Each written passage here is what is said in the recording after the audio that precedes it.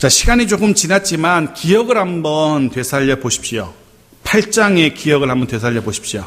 부흥과 성장을 거듭하던 예루살렘 교회에 박해가 시작되었죠. 이 박해로 인해서 주의 제자들이, 예루살렘 교회 성도들이 사방 모든 땅으로 흩어지게 되었었다라고 우리는 말씀을 이미 살펴보았습니다. 하지만 마치 사방으로 퍼진 불씨로 인하여 오히려 사방에 더 큰 불길이 일어나듯이 박해로 인하여 사방으로 퍼진 주의 제자들로 인하여 오히려 사방으로 주의 복음이 번져가게 됩니다.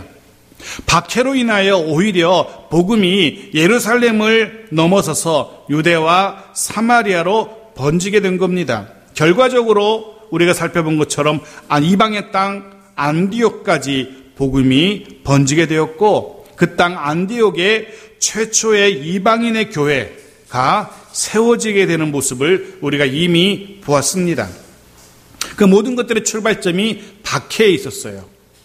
오늘 본문은 교회에 닥친 또 다른 위기 상황, 박해, 그리고 그에 맞서는 교회의 모습을 기록하고 있습니다. 그런데 이번에 닥친 박해는 지난번 1차 박해처럼 단지 몇몇의 영향력 있는 유대인들, 예를 들면 유대 종교 지도자들이라든가 이런 몇몇 사람에 의한 것이 아니었습니다. 이번에 임한 핍박, 박해는 국가적인 힘, 공권력에 의한 박해였습니다. 그만큼 박해의 강도는 더 심해졌고, 동시에 벗어날 만한 마땅한 방법이 없는, 말 그대로 최대의 그리고 최악의 위기 상황처럼 보입니다. 이 본문의 말씀 12장의 말씀을 묵상하면서 제가 가장 먼저 느꼈던 흥미로운 사실이 하나 있었습니다. 무엇이었냐 하면 이 사도행전의 저자인 누가의 시선이 바뀌었다는 것을 알게 됩니다.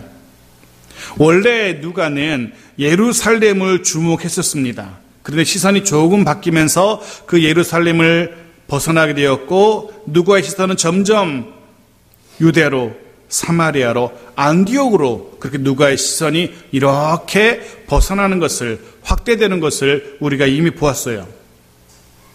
이제 짐작할 수 있는 것은 성경의 독자들도 그렇고 우리도 그렇고 안디옥까지 확장된 누가의 시선이 이제는 안디옥을 넘어서 말 그대로 땅끝까지 누가의 시선이 다다르게 되겠구나라고 기대하게 되었는데, 돌연 그런 누가의 시선이 다시 돌아서서 안디옥에서 다시 예루살렘을 바라보고 있는 겁니다. 누가의 시선이 다시금 예루살렘을 주목해요. 그 이유가 궁금해졌습니다. 왜 앞을 바라보면서 점차 앞으로 나아가던 누가의 시선이 갑작스럽게 다시금 뒤로 돌아서서 예루살렘을 바라보고 있을까? 그 이유가 궁금해집니다. 이제 우리는 이 사도행전 12장을 통해서 초대교회의 역사가 예루살렘 교회 중심에서 안디옥 교회 중심으로 전환하는 모습을 보게 될 겁니다. 유대인 중심, 사도들 중심의 교회 역사가 이제는 이방인 중심, 그리고 바울 중심으로 재편되는 모습을 12장 이후로 보게 될 겁니다. 그리고 그러하기 위해서는 교회가 예루살렘 교회에서 안디옥 교회로, 사도들 중심에서 바울 중심으로 바뀌는 그 일을 위해서 선행되어야 할 것이 한 가지 있었습니다.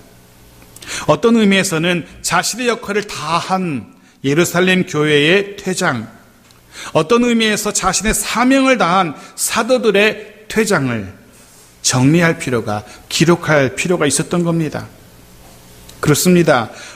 오늘부터 다루게 될 12장에서 사역의 무게중심이 예루살렘 교회에서 안디옥 교회로 옮겨가는 그 이유를, 계기를 우리가 보게 될 겁니다. 사도들은, 예루살렘 교회 사도들은 이 선으로 역사 뒤로 물러서고 바울이 전면에 등장하게 되는 이유, 그 과정을 우리가 보게 될 겁니다. 그를 위해서는 뒤에 것들을 정리하고 있는 겁니다. 모든 살아가는 이치가 그러하듯이 정리할 것들은 정리를 해야 합니다.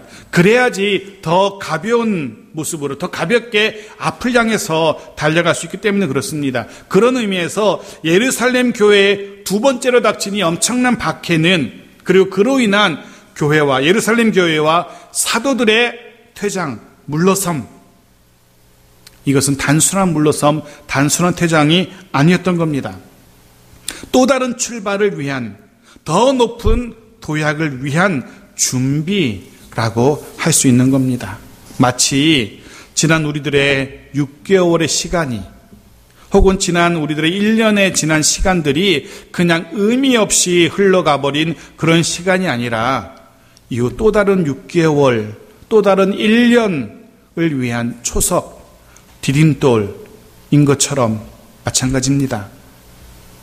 그중 오늘 우리는 이 본문을 통하여 1절부터 5절까지 본문을 통하여서 그 역사적인 전환, 역사적인 도약이 어디에서부터 시작되었는지 그 시작점을 우리가 살펴보려고 합니다. 자, 1절입니다. 1절 보십시오. 같이 읽죠. 시작. 그때에 헤로드 왕이 손을 들어 교회 중에서 몇 사람을 해하려 하여. 그때는 안디옥 교회의 성장의 때를 말합니다. 교회는 이제 예루살렘이라는 지역적인 한계를 벗어났고 이방 땅 안디옥에도 교회가 세워졌고 뿌리를 내리고 있었고, 그리고 무럭무럭 성장하며 성숙해 가고 있었습니다. 바로 그때 드디어 주님의 말씀처럼 온 땅으로 복음이 확장되려고 하는 바로 그때입니다.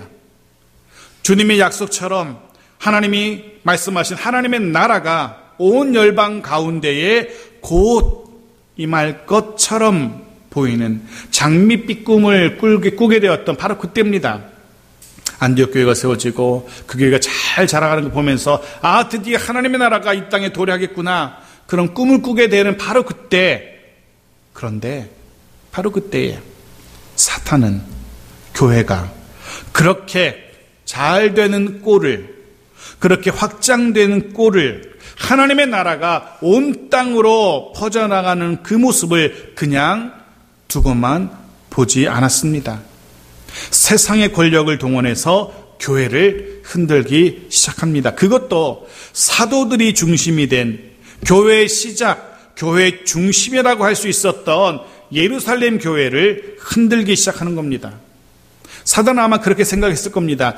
예루살렘 교회만 무너지면 하나님의 나라도 무너질 것이라 생각했을 겁니다.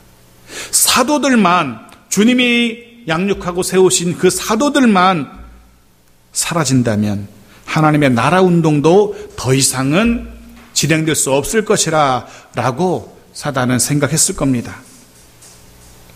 그래서 교회를 향한 사탄의 도전이 시작된 겁니다. 그것도 당시의 교회가 도저히 버텨낼 수 없을 것 같은 강력한 세상의 권력을 동원한 도전이었습니다. 그렇게 사탄의 도구로 사용한 세상 권력으로 헤롯이라는 사람이 등장합니다. 헤롯 왕. 이 사람에 대해서 좀 우리가 살펴볼 필요가 있습니다. 이 사람은 로마 황제의 총애를 받고 있었습니다. 로마 황제의 총애를 등에 업고 있었고, 그 총애를 바탕으로 해서 가나안 전역을 통치하던 왕입니다. 이 헤롯이 누구냐면, 이 사람의 할아버지는 예전에 예수님 탄생하실 때에 2살 아래의 유아들을 다 학살했던 그 헤롯 왕이 바로 이 사람의 할아버지입니다. 이 사람은 그 사람의 손자입니다. 그리고 세례 요한을 목베어 죽였던, 성경에 헤롯 안디바로 나오는 그 사람의 아들이죠. 이 사람은 헤롯 아그리빠로 헤롯 3세가 됩니다. 그래서 예수님 탄생의 때 유아들을 학살했던 사람의 손자며 세례 요한을 목베어 죽였던 사람의 아들입니다. 자그마치 3대에 걸쳐서 줄기차게, 이 가문은 줄기차게 사단의 도구 노릇을 합니다. 3대에 걸쳐서 하나님의 나라가 이 땅에 임하지 못하도록 방해하는 세력의 앞잡이 노릇을 하게 됩니다. 헤롯은 당시에 세상에 권력을 쥔 사람이었습니다. 막강한 권력을 쥔 사람입니다. 이 사람을 통하여 교회와 성도들을 박해하기 시작한 겁니다. 하지만 우리는 압니다.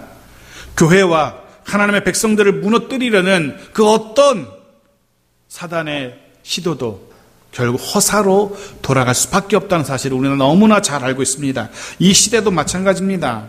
이 시대도 똑같습니다. 더하면 더했지. 사단이 얼마나 집요하게 교회와 교회 지도자들과 성도들을 무너뜨리려 하는지 모릅니다. 온갖 수단과 방법을 다 동원하죠. 하지만 우리는 분명히 압니다. 하나님께서 이 땅의 교회를 붙들고 계신다는 사실을 압니다. 하나님께서 주의 백성들을 지키시고 보호하신다는 사실을 우리는 알고 있습니다. 그러하기에 세상이 무엇으로 우리에게 도전해 온다 할지라도 너무 염려할 필요 없습니다. 너무 낙심하거나 좌절할 필요 없습니다. 왜냐하면 주께서 함께 하시기 때문입니다. 주께서 능히 이기게 하실 것이기 때문에 염려할 필요 없습니다. 자, 그렇다면 사단의 도구가 된 이 헤롯이 어떻게 교회를 흔드는지 한번 보십시오. 어떻게 흔들기 시작하는지 2절입니다. 같이 읽죠. 시작. 요한의 형제 야고보를 칼로 죽이니. 사실 이 초대교회 당시에 교회와 성도들은 어지간한 눈총, 어지간한 박해는 일상으로 여기며 잘 견디며 살고 있었습니다.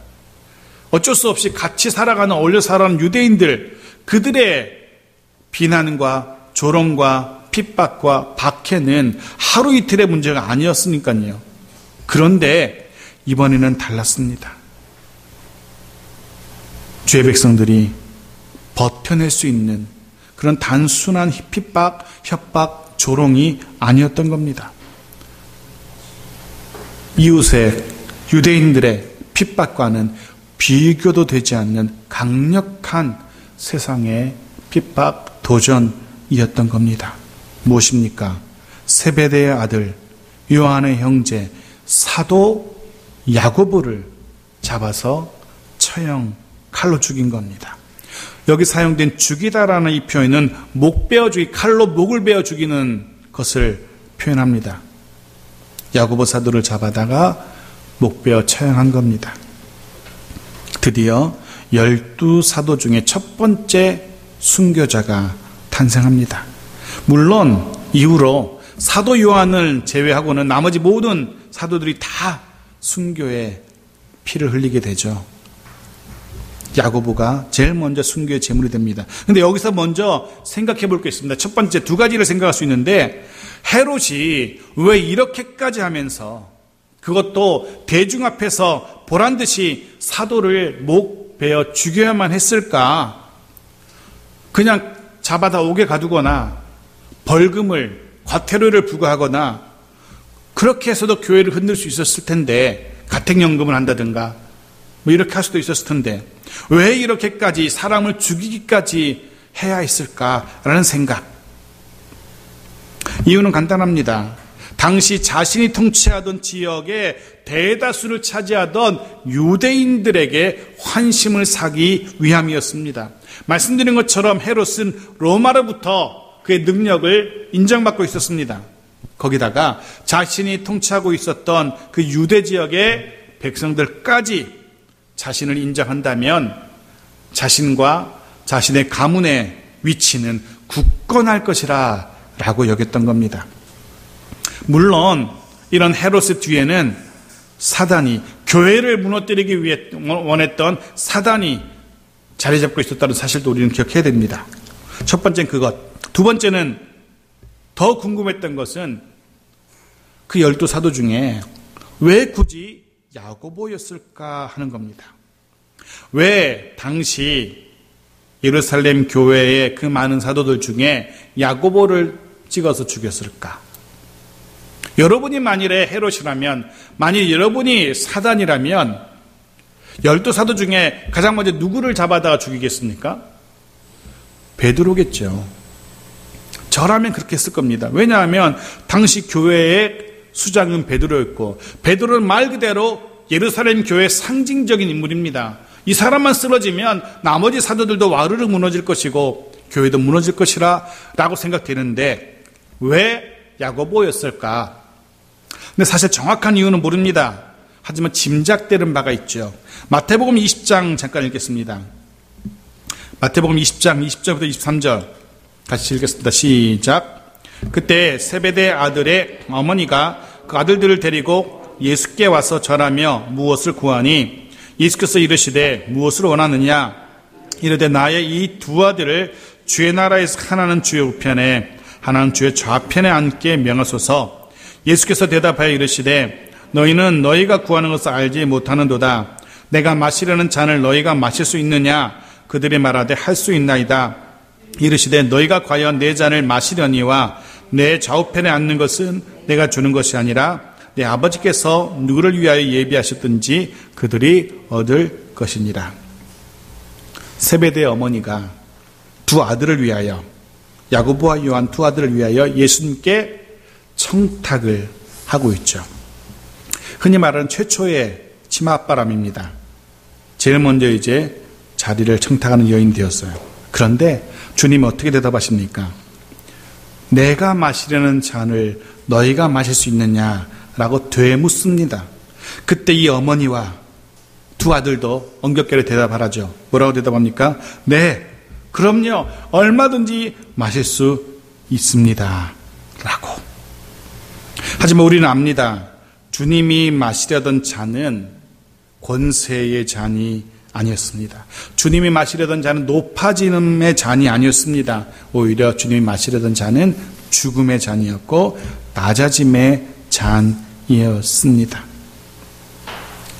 좀 말 조심해야 됩니다. 특히 부모된 우리들은 더더욱 말을 조심해야 됩니다. 우리의 잘못된 말로, 우리의 잘못된 기도로 자녀들이 영적인 사지로 죽음의 자리로 갈 수도 있다는 사실, 말 조심해야 됩니다. 여하튼 세베대 어머니는 말 잘못해가지고 자리는 차지하지 못하고 아들만 죽게 되었어요. 뭐 진짜인지 아닌지 모르겠지만 여하튼 여기서 놓치지 말아야 할 것은 정말 중요한 사실 한 가지는 야고보가 헤롯에 의해서 죽임을 당하게 되었고 드디어 12명의 사도 중에 빈자리가 생기게 된 겁니다. 이게 왜 중요하냐면, 자 보시죠. 우리는 이미 알고 있습니다. 원래 12자리에 한 자리를 차지했었던 가룟 유다가 죽었습니다. 그의 죽음 뒤에 빈자리가 생기게 되었을 때 교회와 사도들이 어떻게 합니까? 그 빈자리를 그냥 두지 않았습니다. 어떻게 하죠? 마띠아라는 사람을 뽑아서 12사도의 자리를 채웁니다. 그리고 이번에는 또 야고보의 자리가 비었어요. 뭐 어떻게 해야 될까요? 이전처럼 똑같은 원리를 적용한다면 당연히 또 누군가를 뽑아서 그 자리를 채워 넣어야 될 것 같습니다. 그런데 이번에 교회는, 사도들은 이 야고보의 죽음으로 비게 된 이 야고보의 자리를 채워넣지 않습니다. 왜 가룟 유다가 죽었을 때 그 빈자리는 채웠는데 왜 야고보가 죽었을 때 그 빈자리를 채우지 않을까? 야고보는 자신의 할 바를, 그 자리에서 자신의 할 바를 다 끝낸 겁니다. 죽음으로 자신의 자리를, 자신의 직분을, 그 자리의 직분을 끝까지 지켜낸 겁니다. 말 그대로 명예롭게 퇴직한 거예요. 더 이상 그 자리를 채울 필요가 없어요. 쉽게 예를 들면 이런 겁니다. 운동 경기를 보면은요, 선수들마다 자신의 번호가 새겨진 운동복을 입고 경기를 합니다. 제가 속한 목회자 축구팀, 요즘은 못하지만 코로나 때문에 저는 2개의 번호를 가지고 있습니다. 골키퍼의 자리에 서게 되면 등번호는 1번입니다. 1번이 새겨진 골키퍼복을 입고 그 자리를 지켜요. 그러다가 심심하면 좀 뛰고 싶으면 저 나가서 뛸래요 하면 운동복을 바꿔 입어요. 그때는 15번이 등에 새겨진 운동복을 갈아입고 필드로 나가서 뛰게 됩니다. 모든 스포츠 경기, 여럿이 하는 모든 스포츠 경기는 그렇게 자신의 번호가 새겨진 운동복을 입고 경기를 해요. 그런데 간혹 그 팀에서 영구 결번이 되는 번호가 있습니다. 그 번호는 이후로 아무도 그 번호를 쓰지 못합니다. 예를 들면 이런 거죠. 시카고 불스라는 미국의 농구팀에는 23번이 없습니다. 23번의 옷을 입고 뛰는 선수는 없죠. 왜냐하면 마이클 조던이라는 전설적인 스포츠 농구 선수가 은퇴하면서 그가 달았던 23번도 영구 결번이 됩니다. 이후로 그 팀에서는, 그 지역에서는 아무도 23번의 번호를 달지 못합니다. 야고보의 순교가 그런 겁니다. 야고보의 자리가 그런 겁니다. 이 자리는 더 이상 아무도 대신할 수 없는 것, 마치 영구 결번이 된 것처럼 그 자리는 누구로도 채워넣지 않는 겁니다. 그렇습니다. 야고보는 죽음으로 자신의 자리를 지켜낸 거고, 그의 죽음을 마지막으로 그는 이 땅에서의 모든 그 자리에서 살 모든 사명을 완수해 낸 겁니다. 그런 생각을 하게 됩니다. 죽음까지는 아닐지라도 우리들 모두도 그럴 수 있었으면 좋겠다라는 생각을 합니다. 주님께서 우리들 각자에게 맡기신 자리, 직분 지켜낼 수 있기를 원합니다. 가정에서, 일터에서, 그리고 교회에서 주님께서 우리들 모두에게 한 사람 한 사람에게 맡기신 그 자리, 그 사명 끝까지 지켜낼 수 있기를 주의 이름으로 축복합니다. 자, 3절입니다. 같이 읽죠. 시작. 유대인들이 이 일을 기뻐하는 것을 보고 베드로도 잡으려 할세 때는 무교절 기간이라.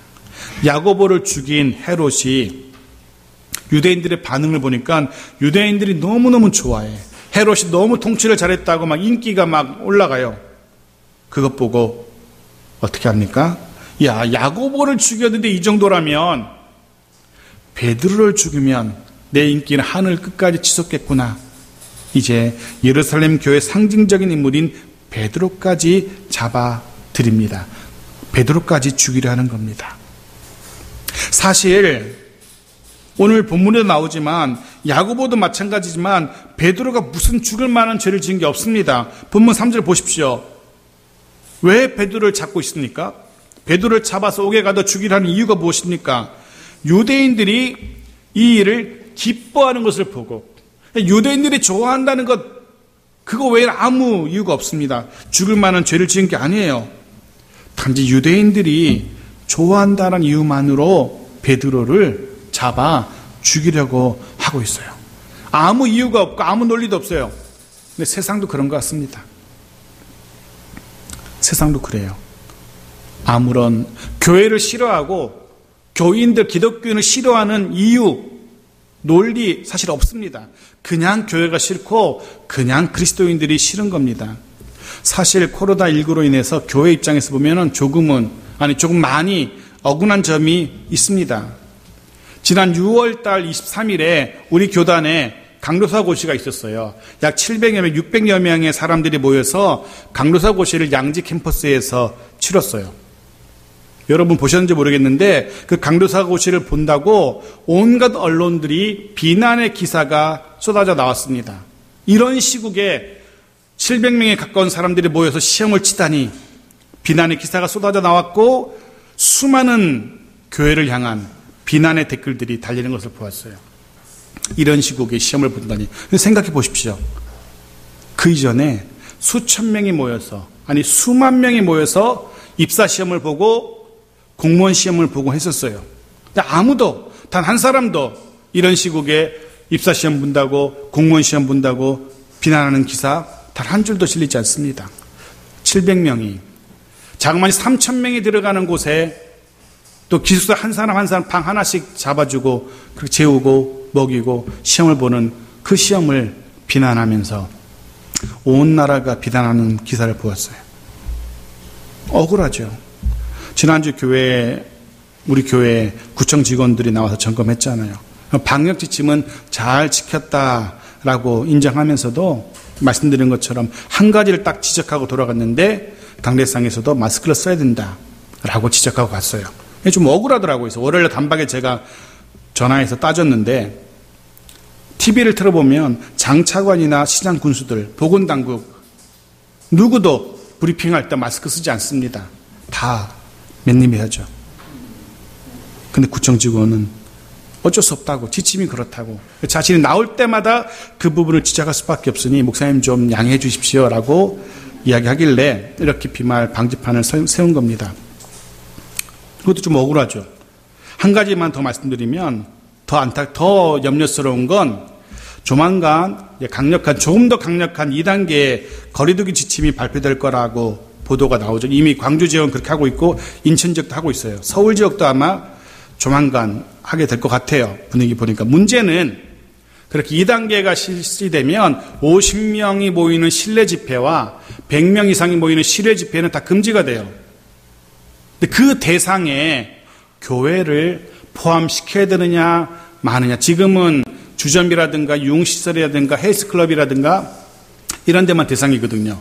근데 지금 이제 교회도 넣자 말자 지금 한참 논의를 하고 있는데, 문제는 그 대상에 교회를 넣어야 된다라는 여론이 너무나 높다는 거죠. 이후로는 2단계가 되면 교회는 50명 이상 못 모입니다. 다 나눠서 모입니다. 그래서 교회는 지금 계획을 하기는 금요일 저녁부터, 큰 교회 수천 명 모이는 교회는 금요일 저녁부터 주일 예배를 드릴 계획을 잡더라고요. 금요일 저녁부터 50명 단위로 끊어가지고 계속해서 주일 오후까지 예배를 드려야 된다라고까지 준비하던데, 물론 교회가 잘했다는 건 아니죠. 뉴스를 보면 하지 말라는 그 주중 모임 굳이 가지고, 먹지 말라는 식사 굳이 먹고, 갖지 말라는 소모임 수련회 굳이 갖고, 분명 잘못한 일이죠. 하지 말라는 것. 그런데 분명히 구분해야 될 것은, 적게 잡아서 5만의 교회를 잡고 적게 잡아서 400만 명의 성도가 주일에 예배를 드린다 가정할 때 누가 통계를 냈더라고요. 제 통계가 아니라 그 속에서 주일에 예배를 드릴 때 확진자가 나올 확률은 0.00475%라고 통계가 나와 있더라고요. 0.00475%. 무슨 얘기냐면 주일 예배 자체를 가지고 감염의 위험성을 따지는 것은 억울하다는 거죠. 그러기에 교회를 향한 비난과 제재는 너무나 비논리적이고 과도하다는 생각을 할 수밖에 없습니다. 물론 교회가 잘했다는 건 결코 아니고요. 여하튼 마치 그 옛날 예루살렘 교회가 당했던 박해처럼 오늘날의 교회도 억울한 부분들이 좀 있다는 사실은 우리가 짚고 넘어가야 될 것 같아서 말씀드립니다. 자, 다시 본문으로 돌아와서 헤롯이 유대인들이 좋아한다는 이유만으로 베드로까지 죽이려 합니다. 근데 마침 베드로가 잡힌 그 기간이 무교절 기간이래요. 무교절 기간. 해서 당장 죽이지 못하고 옥에 가두어 둬요. 4절 보십시오. 4절 같이 읽죠. 시작. 잡음에 옥에 가두어 군인 내식인 내패에게 맡겨 지키고 6월절 후에 백성 앞에 끌어내고자 하더라. 6월절 후에 죽이려고 그래요. 6월절은 한 주간의 무교절 기간 중에 첫날을 6월절이라 그래요. 7일 중에 첫날은 6월절 기간으로 지키고 나머지는 무교절, 전체를 무교절 절기라 그래요. 문제는 이 기간 동안에 유대의 율법은 어떤 재판도 어떤 판결도 내리지 못하게 하고 있어요. 어떤 재판도 어떤 처형도 금하고 있습니다. 해서 유대인의 마음을 얻고자 했던 헤롯이 유대인의 이 규례를 어길 수가 없죠. 그래서 베드로를 처형하지 못하고 옥에 가둬두는 겁니다. 그 기간에 처형하거나 하면 불법이기 때문에. 근데 우리는 압니다. 예수님께서 재판받으시고 십자가에 달리신 그때도 6월절 기간이었어요. 무엇을 할 수 있냐면 예수님 당시의 그 재판이, 그 당시의 처형이 절차나 판결 모두가 다 불법이었다는 것을 우리는 알게 됩니다. 좀 전에 말씀드린 것처럼 우리를 향한, 또 교회와 성도를 향한 세상의 도전이 그와 같습니다. 결코 정당하지 않은 게 너무나 많아요. 해서 때로 억울할 수도 있어요. 그런데 다시 한 번 더 생각해 보면 그런 결론을 내리게 돼요. 주님도 당하신 일이었고 주의 제자들도 당한 일이었고, 그리고 주님이 이렇게 말씀하셨죠. 요한복음 16장 33절 보십시오. 같이 읽죠. 시작. 이것을 너에게 이르는 것은 너희로 내 안에서 평안을 누리게 하려 함이라. 세상에서는 너희가 환난을 당하나 담대하라. 내가 세상을 이겼노라. 뭐라고 얘기합니까? 세상에서 너희가 환난을 당하나, 너희가 환난을 당할지도 모르니가 아닙니다. 환난을 당하나, 당연한 것으로 말씀하고 있습니다. 환난 당하는 거, 핍박 당하는 거 당연하다라고 말씀하고 계세요. 당연히 주님도 환난을 당하셨고 주의 제자들도 당연히 환난을 당했고, 그리고 주의 제자된 우리도 환난 당하는 거 당연합니다. 이런 측면에서 생각하면 사실 조금 억울해도 너무 억울해할 것은 또 아닌 것 같습니다. 당연한 일이기 때문에 그저 묵묵히 주님 가신 길, 그리고 우리 믿음의 선배들이 걸어갔던 그 길을 걸어가면 되는 것 같습니다. 저도 여러분도 그럴 수 있기를 주 이름으로 축복합니다. 자, 참고로 본문 4절에 보면 베드로를 지키는 군인들에 대한 기록이 예사롭지 않아요. 옥에 갇힌 베드로를 자그마치 16명이 지켜요. 4명씩 4조를 짜서 16명이 베드로를 지켜요. 당시의 관례를 따르면 4명이 한 조가 되어서 아마 돌아가면서 4명 1시간, 또 다른 4명이 1시간, 뭐 이런 식으로 했던지, 뭐 3시간씩 했는지 모르겠지만, 여하튼 4명이 한 조가 되어서 계속 돌아가면서 종일토록 24시간 지켜보는 겁니다. 말 그대로 철저한 물샐 틈 없는 감시입니다. 이렇게 하는 이유가 있어요. 한 사람을 지키면서 이렇게까지 해야 되느냐? 이유가 있죠. 사도행전 5장을 보십시오. 18절 19절 같이 읽겠습니다. 시작. 사도들을 잡아다가 옥에 가두었더니 주의 사자가 밤에 옥문을 열고 끌어내어 이르되. 네, 이전에 우리는 천사가, 주의 사자가 옥에 갇힌 사도들을 쥐도 새도 모르게 구해냈던 사실을 압니다. 유대인들의 관점에서 보면은 정말 사도들이 정말 어떻게 간지 모르게 나가버린 거예요. 옥을 빠져나가버린 거예요. 이런 사실을 알고 있었던 헤롯이 이번에는 베드로가 빠져나갈 수 없도록 24시간 철저하게 지키는 겁니다. 도망갈 길이 없어 보입니다. 결국 야고보에 이어서 베드로도 날이 되면, 때가 이르면 죽임을 당할 것 같아요. 물론 베드로뿐만이 아닐 겁니다. 분명 베드로를 시작으로 나머지 사도들도 차례차례 야고보처럼 베드로처럼 죽임을 당하게 될 겁니다. 그리고 결국에는 유대와 사마리아와 안디옥에 흩어진 성도들의 뿌리, 중심이라 할 수 있는 예루살렘 교회는 무너지고 말 겁니다. 그런데 마지막 절 5절입니다. 같이 읽죠. 시작. 이에 베드로는 옥에 갇혔고 교회는 그를 위하여 간절히 하나님께 기도하더라. 베드로가 옥에 갇혔습니다. 6월절 기간이 끝나기만 하면 그는 처형을 당할 겁니다. 교회를 향한 헤롯의 도전, 세상의 도전, 아니 사단의 강력한 도전입니다. 그렇다면 그런 강력한 세상의 도전을 맞이한 교회의 반응, 교회의 응전이 무엇일까? 본문이 어떻게 기록합니까? 하나님께 기도하더라. 이게 답니다. 한 사람의 사도가 죽임을 당했고 자신들의 수장이라 할 수 있는 베드로마저 옥에 갇혀서 죽을 날을 기다리고 있는데 교회가 할 수 있는 것, 교회의 반응은 기도하더라입니다. 저 같으면 제가 당시 교회의 또 다른 사도거나 교회의 구성원이었다면 그냥 그러고 있지 않았을 것 같아요. 교회 통장에 있는 모든 돈을 다 인출해서 헤롯에게 찾아가서 그 돈으로 로비를 할 것 같아요. 목숨만은 살려달라고. 그렇게 할 것 같아요. 아니면 징역형이나 벌금형 같은 다른 형을 받도록 동원할 수 있는 모든 수단과 방법을 다 써서라도 베드로를 살리려고 할 것 같아요. 그래야만 베드로도 살고, 그래야만 교회도 살고, 그래야만 하나님 나라 운동도 계속될 수 있기 때문에. 근데 교회는 그렇게 하지 않습니다. 그렇게 하지 않습니다. 교회와 성도들이 했던 것 한 가지, 기도였습니다. 아니 어쩌면 헤롯이 너무나 완강하기 때문에 모든 유대인들이 다 기뻐하기 때문에 그 어떤 뇌물도, 그 어떤 청탁도 안 됐을지도 모르겠습니다. 더 이상 방법이 없는 것 같습니다. 그런데 한 가지가 더 남아있었다는 거죠. 바로 그것이 무엇이었다고요? 기도였다는 겁니다. 기도. 교회가 할 수 있는 남은 한 가지 대응, 응전은 기도였습니다.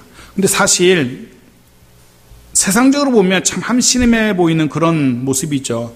이게 무슨 도움이 될런지 세상 사람들은 사태를 해결하는데 이런 모습은 아무런 도움이 되지 않는다고 생각할 겁니다. 실제로 참 연약해 보이는 반응이고 힘없어 보이고 무기력해 보이는 그런 반응처럼 보입니다. 그런데 결과를 놓고 보면 교회의 이 응전, 하나님께 매달려 기도하던 이 응전은 가장 강력한 응전이었다는 사실을 우리가 알게 됩니다. 이후의 결과를 보면 교회와 성도들이 기도한 것 그 이상의 더 놀라운 일이 벌어지게 됩니다. 왜 이렇게 말씀드리냐면 이후에 베드로가 살아나고 이후에 교회와 성도들의 모습을 반응을 보면 베드로가 살아난 것을 믿지 못하거든요. 그만큼 그들의 기도의 내용은 아마도 베드로를 살려주십소가 아니라 그냥 목숨만 아니면 힘든 신문의 과정만 잘 버티도록 그 정도로 기도했던 것 같아요. 제발 처형만은 면하게 해달라고 기도했던 것 같아요. 옥에서 고스란히 돌아온다는 것 상상도 할 수 없었던 일입니다. 그런데 그렇게 하나님 역사하시잖아요. 베드로는 손가락 하나 다치지 않고 옥에서 나오게 됩니다.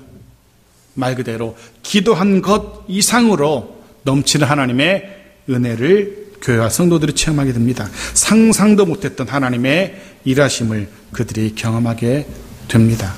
기도는 그렇습니다. 우리가 기도한 것 이상으로 응답하시는 하나님이십니다. 오늘날 이 시대에 정말 우리에게 필요한 것이 무엇인지 고민해 봅니다. 정말 우리와 우리 가정에 또 일터에 그리고 무엇보다 교회에 이 시대에 필요한 것이 무엇일까? 나아가 이 시대의 조국 대한민국에 정말 필요한 것이 무엇일까? 물론 백신도 중요하고 방역도 중요하고 다 중요하지만 정말 중요한 것은 선행되어야 할 것은 기도입니다. 가정을 위한 기도, 우리 일터를 위한 기도, 교회를 위한 기도, 나라와 민족을 위한 기도. 정말 기도를 먼저 회복해야 할 때입니다. 정말 간절히 기도해야 할 이 시대 이때입니다. 꼭 기억하십시오. 더 이상은 내가 할 수 있는 것이 남지 않은 것 같은 바로 그때, 내가 할 수 있는 것이 도무지 없을 것 같은 그때가 바로 기도할 때입니다. 그때 하나님께 간절히 부르짖어 기도할 때입니다. 세상의 도전 앞에 그저 망연자실에 있어서는 안 됩니다. 강력한 사단의 도전 앞에 속절없이 무너져 내려서는 안 됩니다. 기도의 자리를 찾아야 돼요. 기도의 자리를 회복해야 됩니다. 기도의 능력을 덧입어야 됩니다. 분명 하나님께서 이기게 하실 겁니다. 분명 하나님께서 우리는 상상도 못했던 놀라운 하나님의 인도하심을 경험하게 하실 겁니다. 말씀 정리합니다.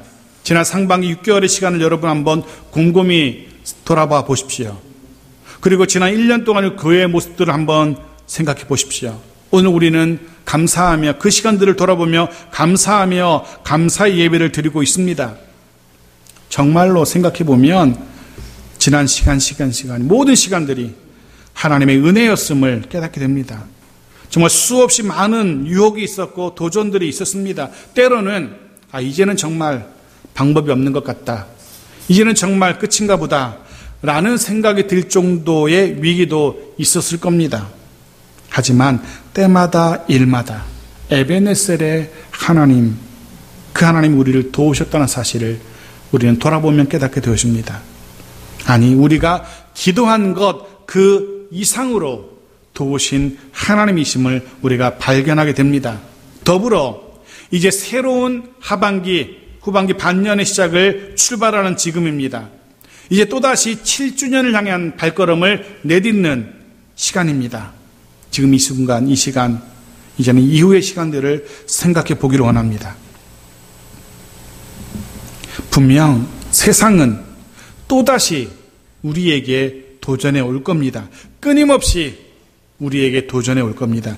이전보다 더 강력한 것들로 우리를 힘들게 할 겁니다. 이전보다 더 교묘한 것들로 우리를 지치게 할지도 모릅니다. 하지만 염려하지 마십시오.